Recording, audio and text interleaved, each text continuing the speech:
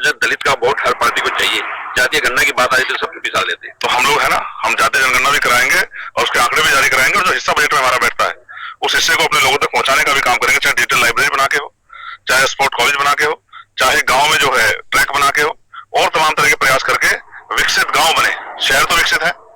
और शहरों में तो बहुत बड़ी आबादी है, लेकिन गांव विकसित हो और गांव की प्रतिभा का सम्मान हो। मेरा तो ये मत है कि स्पोर्ट में गांव की जो प्रतिभा है अभी दब जाती है, उस प्रतिभा को मुख्य धारा से जोड़ने के लिए जितना बेहतरीन प्रयास होगा कि हरियाणा का नौजवान प्रदेश का और देश का नाम दुनिया में रोशन करे, इसके लिए भी हम लोग संकल्पित है, उसके लिए हम लोग काम भी कर रहे हैं। रेजिमेंट वगैरह किसी वक्त उनको खत्म कर दिया गया। ये एक बड़ा हिस्टोरिकल विषय है, मैं चाहता हूं कि लोग इसको पढ़ें।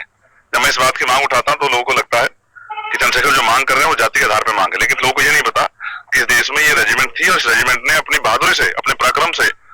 बैटल ऑफ ऑनर का जो है प्राइज अपने नाम लिया, और मैंने उसको बहाल करने की मांग की थी, क्योंकि लंबे समय से इस जाति को ये कहा गया है कि भाई इनका तो मनोबल कमजोर है, ये तो देश सेवा में नहीं जाते। मैं तो कहता हूं कि हमारी रेजिमेंट बहाल कर दो, एक एक नौजवान जो है वो देश सेवा में जाएगा और देश की सेवा। जितनी राष्ट्रभक्ति की भावना हमारे लोग के अंदर है, तो किसी में भी नहीं होगी। और मैंने और जाते हैं जिनको अवसर नहीं मिले, चाहे वो मेहतर रेजिमेंट की बात हो,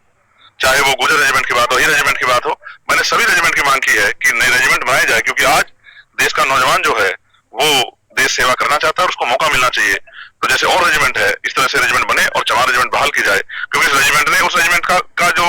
उसको बंद करने का जो एकमात्र कारण था वो ये था कि अंग्रेज चाहते थे कि वो रेजिमेंट आजाद हिंद फौज के खिलाफ लड़े, लेकिन उस रेजिमेंट के सच्चे सिपाही जो देशभक्त थे वो नहीं चाहते थे कि आजाद हिंद फौज जो देश की आजादी की लड़ाई लड़ रही थी सुभाष चंद्र बोस के नेतृत्व में, हम उनके खिलाफ काम करें। इसलिए उस रेजिमेंट को बंद होना पड़ा, हमारे लोगों ने को अपना सम्मान और नौकरी गंवानी पड़ी, लेकिन हमारे लोगों ने उसकी कभी परवाह नहीं की, ना नौकरी की परवाह की, ना सम्मान की, लेकिन देश के साथ खड़े रहे। आज उन्हीं जातियों को जिस तरह अपमानित किया जाता है, ये सोचने का विषय है कि कब तक ये जातियां अपमान सहती रहेंगी। इसलिए मैंने मांग की उस रेजिमेंट को बहाल